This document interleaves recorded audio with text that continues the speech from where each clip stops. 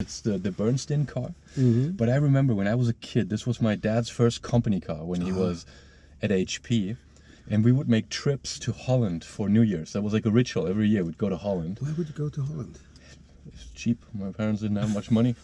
And the Dutch are cheap, you know. Okay. So what we would do was, you would drive through the night. My sister and I were sleeping on the back seat. You know, there were no seat belts at the time and nothing. So what would happen was that I would tell my dad, because the speedometer would go to 200, which was crazy fast at the time. On the Autobahn, you know, you can go as fast as you want. And I told him, Dad, when you go 200, you have to wake me up.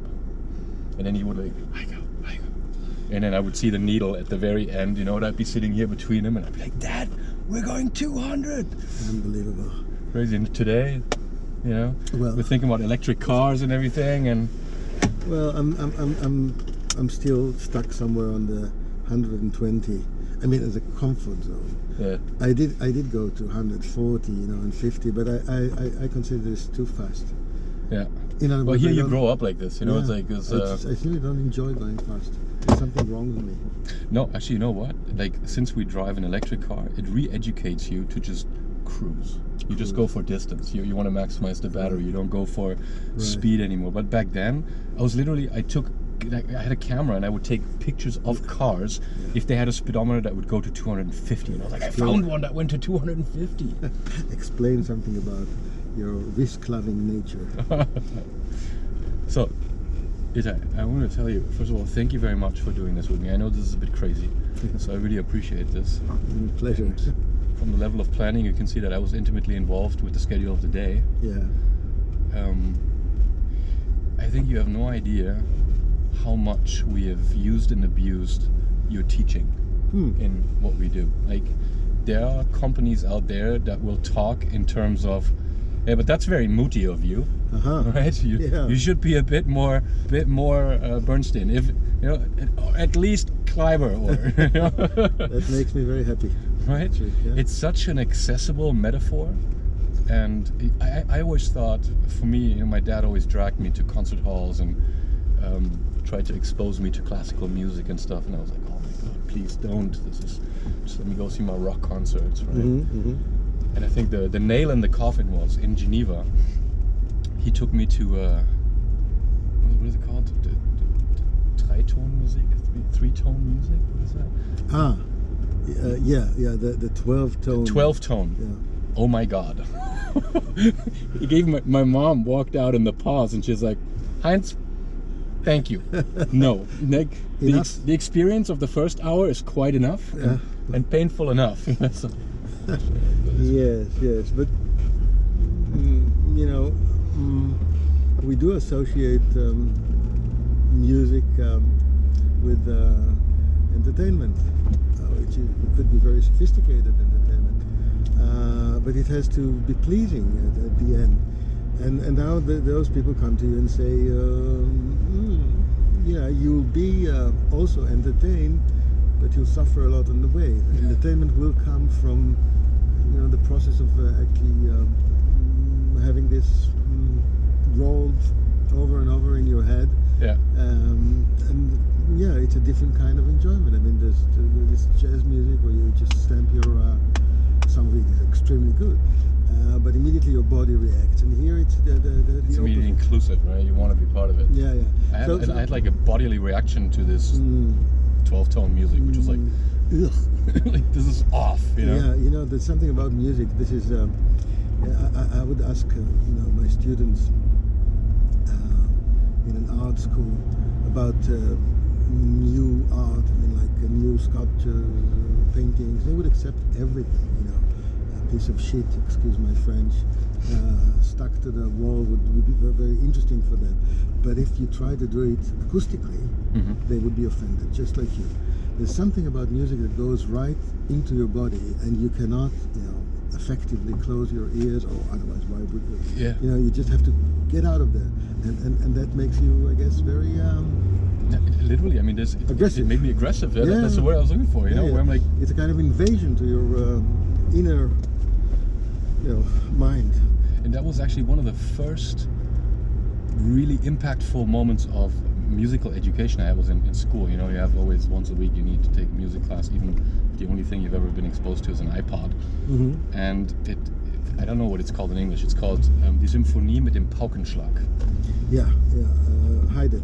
Yeah, and it's like blah, blah, blah, blah, and then suddenly like boom. Yes. And our music teacher did that on purpose. That we were sitting there and we were doodling, and suddenly we're like, wah! You know, throwing the pens away. Right. And she said that's exactly the reaction that the composer also wanted, right? Lull them into a false sense of safety. but you know, the best thing about this Haydn symphony, I guess we're talking about the surprise symphony, is that once you had this surprise, of course now you're alert because you don't want to be caught for the second time. And then he never does it again. This movement goes on for another 6 or 7 minutes, and nothing of that sort. But you remain alert. Right? You do. And this is something like these kind of things. That's what we try to also, like, we think about how can you wrap that in technology. So you have, if you overuse an alert, it doesn't alert you anymore, right? It just becomes background noise, right? But if you use it very specifically for one moment, people are actually on the lookout for it. Right? Yeah, I have to say part of the what I hope to be the effectiveness of my own work with organizations is the fact that I come for one time, and of course I don't presume to change the world in one time, but I do build on that surprise effect. You bring music to meeting rooms where people usually speak about numbers. So that's one part, and the other part is you create a sort of a dialogue which is so different that it will remain there as this one intervention that you will always remember. Excuse my arrogance here. But as you said, this is exactly the uniqueness of the event that makes it useful. And obviously, I remember when we first talked about this when we met the first time in Berlin. What was that? 5 years ago, 6 years even. And you were saying, "I'm only doing this once. I'm not interested in the transformation process." And I was already very clear that what I want to do is, with the company, have an impact and use technology to transform them. I was like, why would you only go once? Like, what's the point in that? You never see the fruits of your labor or your intervention. But take me back. Like, how was that for you? Like, how did you get from music to organizations? What was the first time that happened, or where did the idea come from? Well, by chance I was asked to do. Come on, now it's time for your ego. Now you can say I had a master plan. No plan at all.